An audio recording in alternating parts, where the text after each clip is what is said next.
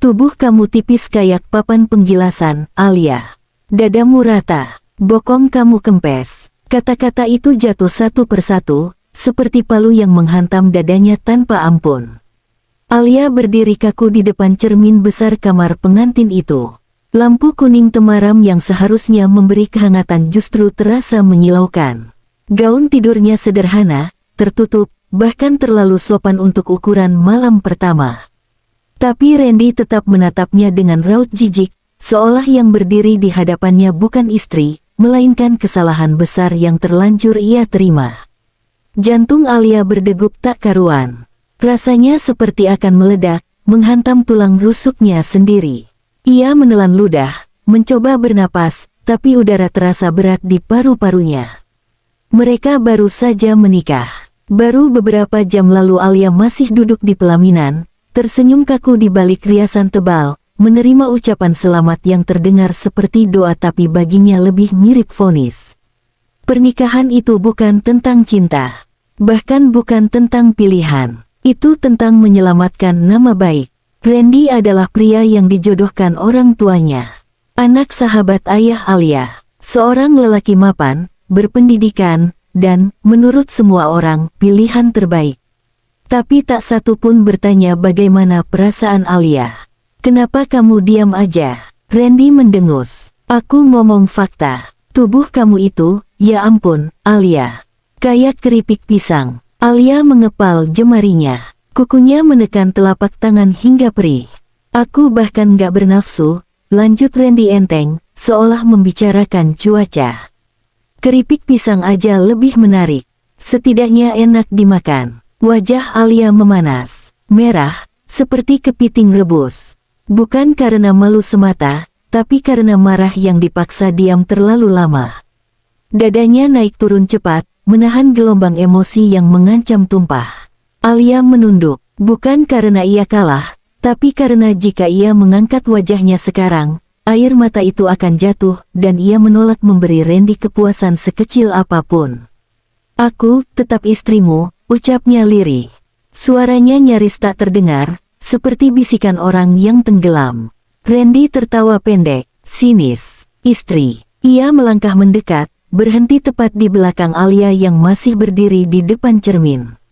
Pantulan mereka terlihat jelas, Alia yang kurus dan tegang, Randy yang tinggi dengan sorot mata meremehkan. Jangan besar kepala, kamu itu cuma hasil perjodohan.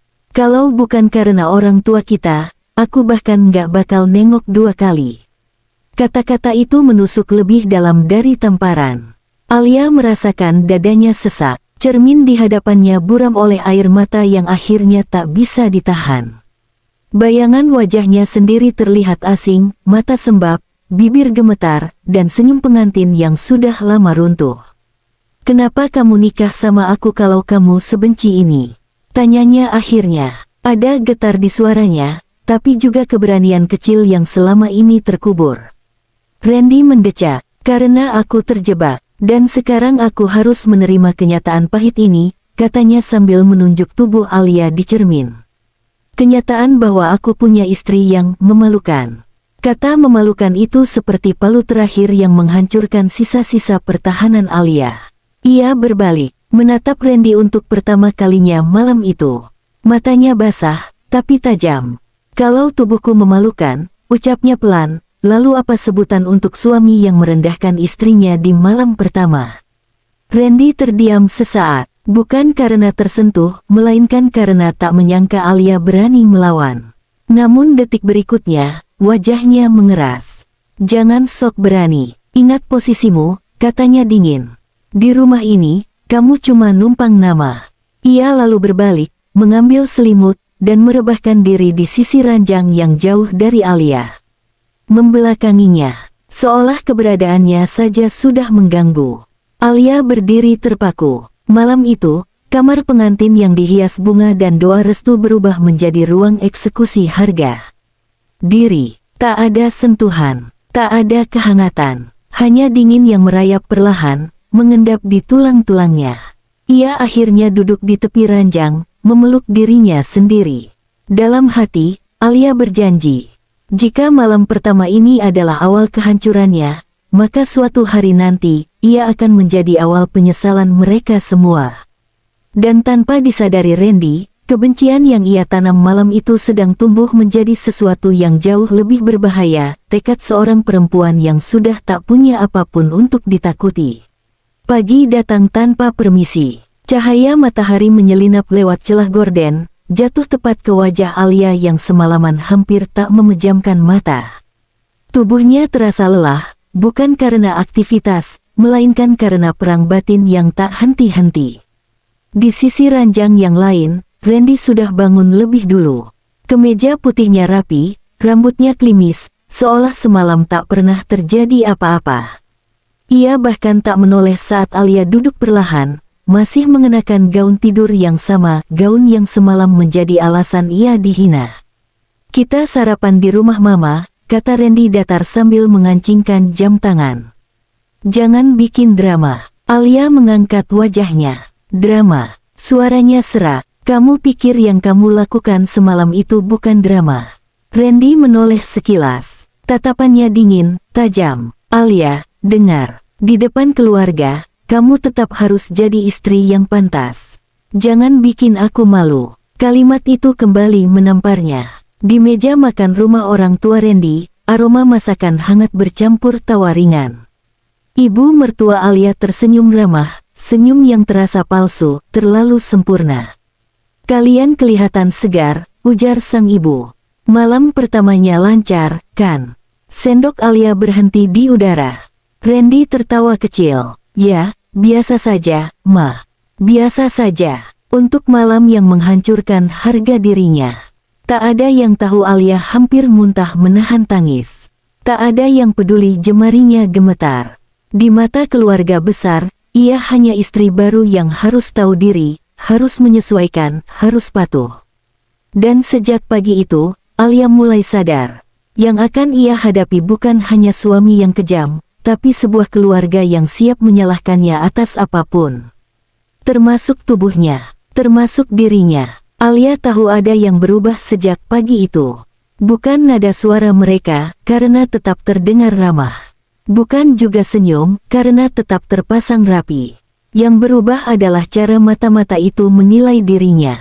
Meja makan siang di rumah mertua dipenuhi hidangan berlemak. Gulai, rendang, santan kental, semuanya terlihat menggoda. Tapi Alia hanya mengambil sedikit nasi dan sayur. Tangannya gemetar saat menyendok, seolah setiap gerakannya diawasi. "Loh, makannya cuma segitu." Suara Tante Randy terdengar ringan, tapi ujungnya tajam. Nggak heran badannya kayak remaja. Beberapa orang terkekeh pelan. Alia tersenyum kecil. Senyum refleks. Senyum orang yang sudah terlalu sering diajarkan untuk tidak membantah. "Biar sehat, Tante," jawabnya pelan. "Sehat." Ibu mertua Alia ikut menimpali sambil mengaduk teh. "Istri itu harus kelihatan subur, Alia. Biar suaminya senang, keluarganya juga bangga." Sendok Alia berhenti lagi. Subur, bangga. Dua kata yang tiba-tiba terasa seperti tuntutan atas tubuhnya. Randy duduk di sampingnya. Diam, tak membela, bahkan tak menoleh. Seolah pembicaraan itu bukan tentang istrinya, melainkan tentang benda mati yang boleh dikomentari siapa saja. "Dulu mantannya Randy itu badannya berisi," lanjut seseorang, entah siapa.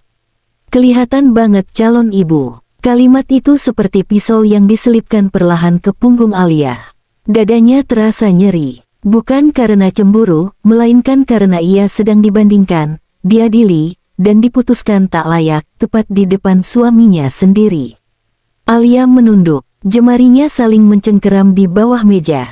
Ia ingin berdiri, pergi, menghilang, tapi kakinya terasa berat, seolah lantai sengaja menahannya di tempat itu. "Alia memang kurus dari dulu," kata Randy akhirnya. Jantung Alia berdegup. Ia menoleh. Ada harapan kecil, mungkin sekarang ia akan membela. "Tapi ya," Randy melanjutkan sambil mengangkat bahu, kurusnya kebangetan. Tawa pecah lagi. Saat itu, sesuatu di dalam diri Alia retak. Bukan pecah, retak halus yang nyaris tak terdengar, tapi cukup untuk mengubah segalanya. Ia tersenyum. Tersenyum lebih lebar dari sebelumnya. Maaf, ucapnya sambil berdiri. Aku ke kamar mandi dulu. Tak ada yang menahannya. Tak ada yang peduli. Di kamar mandi, Alia mengunci pintu. Tubuhnya bersandar ke dinding dingin. Napasnya terengah. Air mata akhirnya jatuh, bukan satu, tapi beruntun, seperti hujan yang sejak tadi ditahan langit. Ia menatap bayangannya di cermin kecil. Tubuh ini, tubuh yang selama ini ia rawat, ia syukuri, kini dijadikan bahan tertawaan. Kalau aku salah karena begini, bisiknya pada diri sendiri, lalu kapan aku akan benar? Jawabannya tak datang, yang ada hanya kesadaran pahit. Di rumah ini, tubuh Alia bukan miliknya lagi. Ia adalah bahan penilaian, bahan gosip, dan alasan untuk dibenci. Dan Alia belum tahu bahwa inilah awal dari kebencian yang akan tumbuh jauh lebih besar. Semua bermula dari satu keputusan kecil yang kelak ia ambil, senam.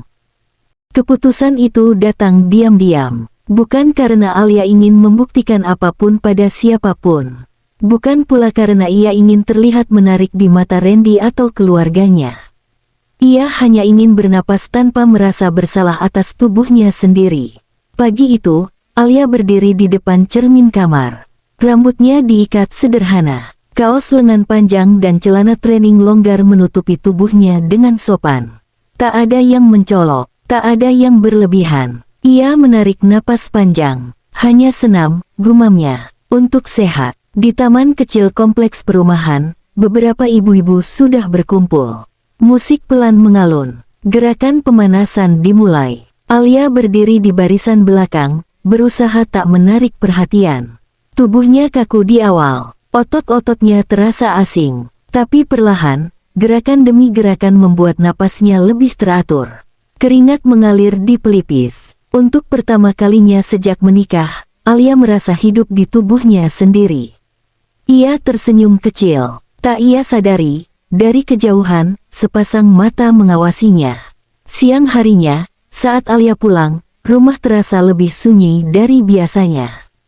Tapi keheningan itu tidak menenangkan, ia berat, menekan, seperti pertanda buruk. Di ruang tengah, ibu mertua Alia duduk dengan wajah datar. Randy berdiri di dekat jendela, kedua tangannya bersedekap. "Kamu dari mana?" tanya sang ibu tanpa basa-basi. "Senam, Ma," jawab Alia jujur. "Di taman depan." Pagi, alis ibu mertua itu terangkat tipis. "Senam." Nada suaranya mengeras. "Siapa yang nyuruh kamu senam?" Alia tertegun. "Tidak ada. Aku cuma..." "Kamu itu istri," potongnya tajam.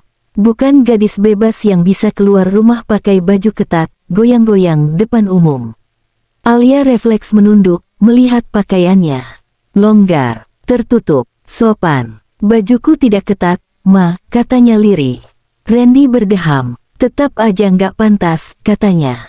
"Orang-orang bisa mikir macam-macam." "Macam apa?" Alia memberanikan diri bertanya.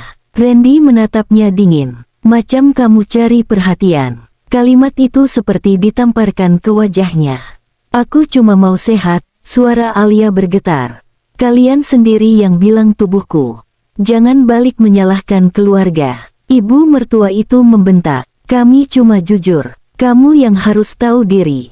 "Tahu diri." Kata itu kembali. Selalu itu. Alia menelan ludah. Dadanya sesak. Niat baik yang ia rawat pagi tadi runtuh seketika. Sejak hari itu, setiap langkah Alia diawasi. Setiap geraknya ditafsirkan. Setiap usaha memperbaiki diri dianggap kesalahan. Dan senam, yang seharusnya menjadi jalan Alia berdamai dengan tubuhnya, berubah menjadi alasan sah untuk membencinya.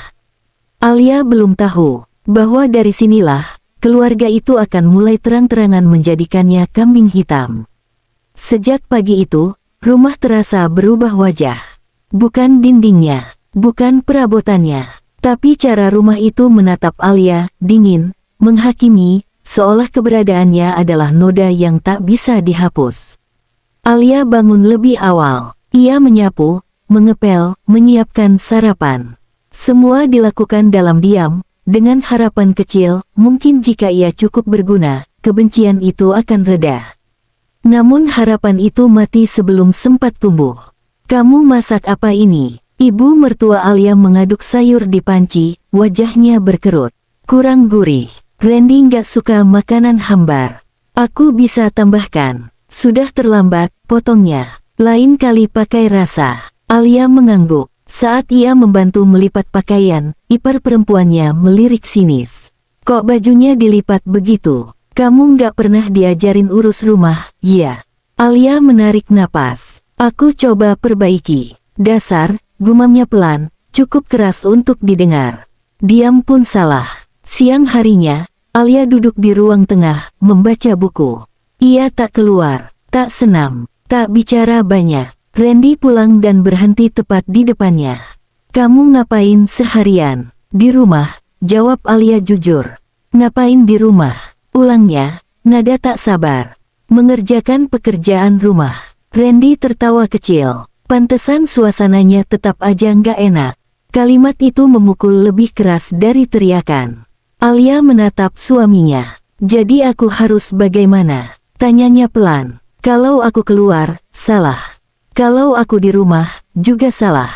Randy mendengus. Itu masalah kamu. Istri harus bisa menyesuaikan diri.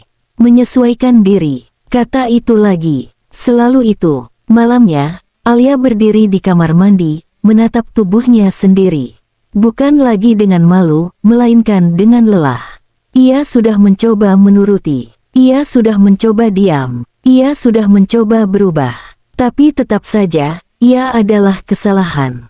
Alia memeluk lengannya sendiri. Ada nyeri yang menetap di dada, perih tapi tak terlihat. Dalam hatinya, untuk pertama kalinya, muncul satu pertanyaan berbahaya. Bagaimana kalau memang mereka tak pernah berniat menerimaku? Dan pertanyaan itu membawa satu kesadaran pahit. Di rumah ini, Alia bukan istri. Ia adalah objek koreksi yang tak pernah benar. Dan semakin ia berusaha menjadi cukup, semakin jelas satu hal. Kebencian itu tidak datang dari senam, tidak dari masakan, tidak dari caranya hidup. Kebencian itu sudah ada sejak awal. Dan Alia hanya dijadikan alasannya. Alia menyadari perubahan itu bukan dari kata-kata Randy, melainkan dari caranya memandang. Tak ada lagi netral, tak ada lagi jarak aman. Yang ada hanyalah sikap seolah Alia adalah beban yang harus ia pikul setiap hari. Sore itu, keluarga besar berkumpul. Alasan resminya silaturahmi. Alasan sebenarnya, Alia tahu, adalah penilaian. Ia duduk di ujung sofa, punggung tegak, tangan terlipat rapi di pangkuan. Ia tak berbicara jika tak ditanya. Tak tersenyum berlebihan, tak bergerak sembarangan. Tapi tetap saja, Randy, kata salah satu pamannya sambil menyeruput teh, istrimu sekarang kegiatannya apa? Katanya sering senam. Ruangan mendadak hening. Alia menahan napas. Randy tersenyum tipis. Iya, jawabnya ringan. Katanya biar badannya berisi. Soalnya kurus banget. Tawa kecil terdengar. Alia menoleh cepat ke arah Randy. Matanya bertanya, kenapa? Namun Randy tak menatap balik. Senam itu bagus, sambung ibu mertua Alia, tapi kalau berlebihan, jatuhnya nggak tahu diri. Sudah punya suami. Aku nggak berlebihan, Ma. Alia memberanikan diri bicara. Randy langsung menoleh tajam. Alia, jangan bantah. Kalimat itu pendek, dingin, mematikan. Di depan keluarga, lanjut Randy, kamu jangan bikin suasana nggak enak. Alia terdiam, tenggorokannya serasa dicekik. Ia menunduk, menahan gemetar yang merambat ke jemarinya. Maaf, ucapnya lirih. Dan sejak kata itu keluar dari mulutnya, Alia merasa sesuatu runtuh sepenuhnya. Ia sudah kehilangan pembela. Ia sudah kehilangan pasangan. Yang tersisa hanyalah status istri tanpa makna. Malam itu, di kamar, Alia mencoba bicara. Kamu sengaja mempermalukanku, katanya pelan. Randy melepas jam tangannya dengan kasar. Kamu yang mempermalukan dirimu sendiri, balasnya. Aku cuma jujur, aku istrimu. Suara Alia bergetar. Kenapa kamu begitu membenciku? Randy menatapnya lama. Tatapan itu kosong. Aku nggak benci, katanya akhirnya. Aku cuma nggak bangga. Kalimat itu menghantam lebih keras dari semua hinaan sebelumnya. Bangga. Alia tersenyum pahit. Berarti selama ini aku cuma bahan koreksi.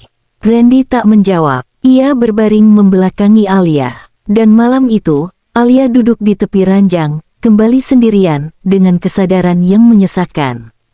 Jika suaminya sendiri memilih berpihak pada kebencian, maka ia benar-benar sendirian. Namun di balik air mata yang jatuh perlahan, tumbuh sesuatu yang baru. Bukan lagi harapan untuk dimengerti, melainkan tekad untuk berhenti meminta izin agar dihargai. Dan tanpa Randy sadari, saat ia memalingkan wajah malam itu, ia sedang kehilangan satu-satunya perempuan yang masih mau bertahan.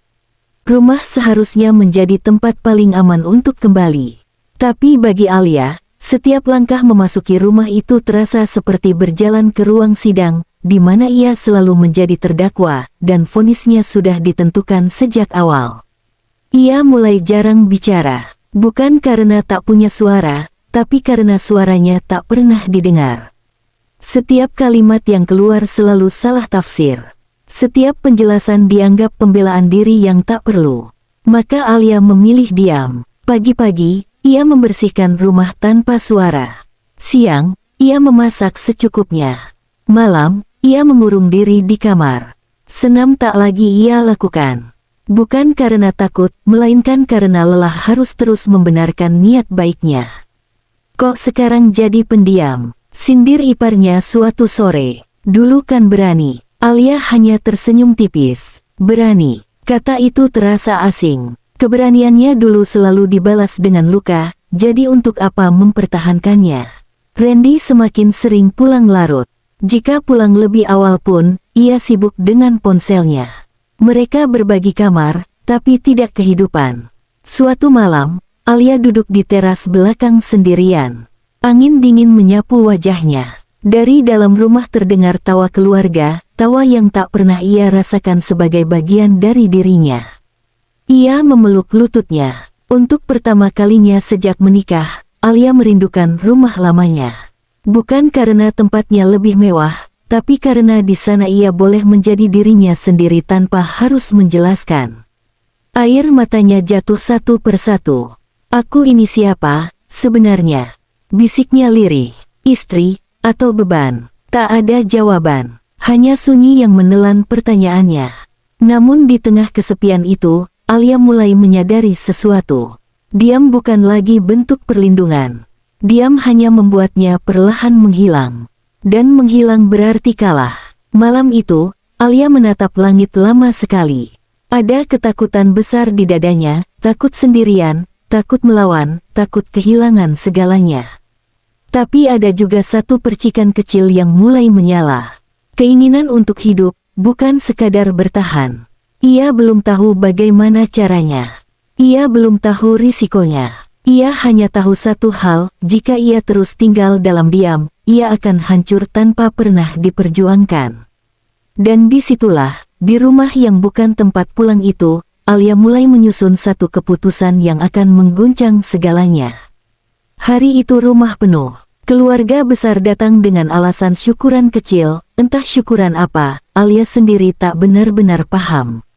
Yang ia tahu, sejak pagi dadanya terasa sesak, seolah firasat buruk sudah berdiri di ambang pintu.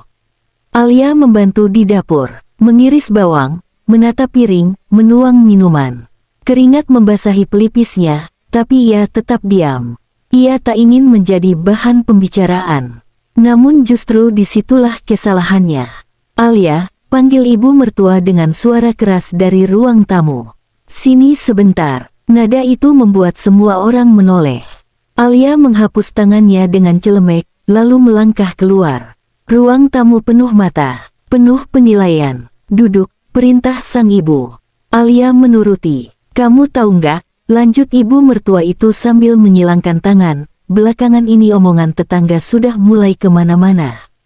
Jantung Alia berdegup kencang. Omongan apa, Ma? Katanya kamu sering senam, pakaiannya ketat, gerakannya nggak pantas untuk istri orang. Ruangan mendadak sunyi. Alia membeku. Itu nggak benar, katanya cepat. Aku pakai baju tertutup. Cukup, potong sang ibu. Nggak perlu pembelaan. Kalau nggak ada api, nggak mungkin ada asap. Beberapa orang mengangguk setuju. Alia menoleh ke Randy. Tatapannya meminta, bukan pembelaan besar, hanya satu kalimat penyeimbang. Namun Randy berdiri. Sudah, Ma, katanya. Aku juga sudah menegur Alia. Darah Alia terasa berhenti mengalir. Menegur. Suaranya nyaris tak terdengar. Randy menatapnya dingin. Kamu itu istri aku. Nama baik aku juga tanggung jawab kamu. Kalimat itu menggema di kepalanya. Nama baik. Jadi sekarang aku yang salah. Alia berdiri. Kakinya gemetar, tapi suaranya mulai naik. Aku difitnah, dipermalukan, dan kamu. Kamu jangan drama. Bentak ibu mertua. Dari awal kamu memang gak cocok masuk keluarga ini. Kalimat itu jatuh seperti palu terakhir. Tak cocok. Di hadapan semua orang, Alia merasakan pipinya panas, matanya perih. Ia ingin menangis, tapi ada sesuatu yang menahannya, amarah yang selama ini dikubur terlalu dalam. Aku sudah berusaha, katanya dengan suara pecah. Aku diam, aku nurut, aku berubah. Tapi apapun yang aku lakukan tetap salah. Karena kamu gak tahu batas. Salah satu kerabat, karena kamu bikin malu. Tambah yang lain. Suara-suara itu bertumpuk, menghimpit, membuat Alia hampir tak bisa bernapas. Randy berdiri di sana, diam. Dan di detik itu, Alia akhirnya paham. Ini bukan lagi tentang senam. Ini tentang penolakan. Ia menunduk, menarik napas panjang, lalu mengangkat wajahnya lagi. Kalau aku memang seburuk itu di mata kalian, ucapnya lirih tapi tegas, maka aku akan berhenti mencoba. Tak ada yang menanggapi. Alia berbalik, melangkah pergi dari ruang tamu yang kini terasa seperti arena hukuman. Di kamar, ia mengunci pintu. Tubuhnya gemetar hebat, air mata jatuh tanpa bisa ditahan lagi. Namun di balik tangis itu, satu hal menjadi jelas. Ini adalah penghinaan terakhir yang akan ia terima dalam diam. Dan sejak hari itu, Alia mulai menyiapkan diri untuk satu keputusan yang tak bisa ditarik kembali. Malam itu hujan turun pelan, seperti ikut berkabung atas sesuatu yang telah mati. Alia duduk di lantai kamar, punggungnya bersandar pada ranjang. Koper kecil tergeletak terbuka di depannya. Ia tak membawa banyak barang, hanya pakaian secukupnya, dokumen penting, dan satu buku catatan lama yang dulu sering ia isi dengan mimpi-mimpinya. Tangannya gemetar saat melipat baju. Bukan karena ragu, tapi karena sadar, setelah langkah ini, tak ada lagi jalan kembali. Pintu kamar terbuka tanpa diketuk. Randy berdiri di ambang pintu, wajahnya keras. Kamu ngapain? Alia tak menoleh. Berbenah. Berbenah apa? Nada Randy meninggi. Kamu mau kemana? Alia berdiri perlahan. Menatap suaminya dengan wajah yang tenang, terlalu tenang untuk perempuan yang selama ini dikenal lemah. Aku mau pergi. Randy tertawa pendek. Pergi. Jangan konyol. Kamu mau lari kemana? Ke orang tuamu. Malu sama keluarga. Alia menggeleng pelan. Yang memalukan itu bukan pergi, katanya. Yang memalukan itu bertahan di tempat yang menghancurkan. Randy terdiam sejenak. Kamu ini istri aku, katanya lebih pelan, tapi mengandung ancaman. Kamu nggak bisa seenaknya. Alia menatapnya lurus. Sejak kapan aku dianggap istri? Kalimat itu membuat Randy membisu. Aku dipermalukan di depan keluargamu, lanjut Alia. Dituduh, direndahkan, dan kamu memilih diam. Bahkan ikut menyalahkan. Itu demi kebaikan kamu, bantah Randy. Alia tersenyum pahit. Kebaikan versi kalian hampir membunuhku. Randy melangkah mendekat. Kamu nggak akan bertahan di luar sana. Lebih baik aku jatuh sambil berdiri, jawab Alia, daripada hancur sambil berlutut. Ia menutup koper. Bunyi resleting itu terdengar seperti akhir dari segalanya. Alia melangkah menuju pintu. Tangannya berhenti di gagang sesaat. Aku nggak pergi untuk menghukum siapapun, katanya tanpa menoleh. Aku pergi supaya bisa bernapas. Randy tak menahannya. Dan itulah yang paling menyakitkan. Di luar rumah, udara malam terasa dingin. Alia menengadah ke langit yang gelap. Hujan menyentuh wajahnya, bercampur dengan air mata yang akhirnya jatuh bebas. Langkahnya ringan, tak lagi ada beban di bahunya, hanya ketakutan, tapi juga harapan kecil yang baru lahir. Untuk pertama kalinya sejak menikah, Alia memilih dirinya sendiri. Dan ia tahu, keputusan ini akan membuat keluarga itu geger. Akan menimbulkan amarah, akan mengundang penyesalan. Tapi untuk pertama kalinya juga, Alia tak lagi peduli. Alia tiba di rumah orang tuanya menjelang subuh. Pintu dibuka dengan wajah terkejut, lalu berubah menjadi cemas. Tak banyak pertanyaan, tak ada interogasi. Ibunya hanya memeluk Alia erat, pelukan yang selama ini tak ia sadari begitu ia rindukan. Di dalam kamar lamanya, Alia akhirnya tidur. Bukan tidur yang penuh mimpi buruk, melainkan tidur yang dalam, seperti seseorang yang akhirnya aman. Hari-hari berikutnya berjalan perlahan, tak mudah. Bisik-bisik mulai datang. Kabar kepulangannya menyebar cepat, versi yang dipelintir, penuh tuduhan. Istri durhaka, perempuan tak tahu diri, senam dijadikan bukti, kebejatan, yang tak pernah ia lakukan. Tapi kali ini, Alia tak sendirian. Ia mulai kembali senam. Bukan di taman rumah Randy, melainkan di tempat kecil dekat rumah orang tuanya. Ia memilih kelas yang sederhana, tertutup, aman. Setiap gerakan bukan lagi usaha membuktikan apapun, melainkan bentuk penghormatan pada tubuhnya sendiri. Tubuh yang dulu dihina, tubuh yang bertahan. Perlahan, wajah Alia berubah. Bukan karena berat badan atau bentuk tubuh, melainkan karena sorot matanya. Ada cahaya yang dulu padam, kini menyala kembali. Suatu sore, pesan itu datang. Dari Randy, kamu sudah bikin keluarga aku malu. Pulanglah, kita bicarakan baik-baik. Alia membaca pesan itu lama. Tak ada amarah, tak ada gemetar. Ia hanya menutup layar. Tak ada lagi yang perlu dibicarakan dengan orang yang memilih diam saat ia dihancurkan. Beberapa minggu kemudian, Alia berdiri di depan cermin. Pantulannya kini berbeda. Ia tak lagi melihat perempuan kurus yang selalu merasa kurang. Ia melihat seseorang yang selamat. Ia tahu jalannya masih panjang. Akan ada proses hukum, akan ada tekanan, akan ada hari-hari sulit. Tapi ia juga tahu satu hal yang tak bisa lagi direbut siapapun. Harga dirinya. Alia tersenyum kecil. Ia mungkin dibenci karena memilih sehat. Dihina karena memilih berdiri, ditinggalkan karena berhenti menunduk. Tapi dari semua itu, ia belajar satu kebenaran paling penting. Lebih baik dibenci karena menjadi diri sendiri, daripada dicintai karena berpura-pura hancur. Dan dari reruntuhan pernikahan yang mematahkan hatinya, lahirlah seorang perempuan, yang akhirnya berani hidup untuk dirinya sendiri.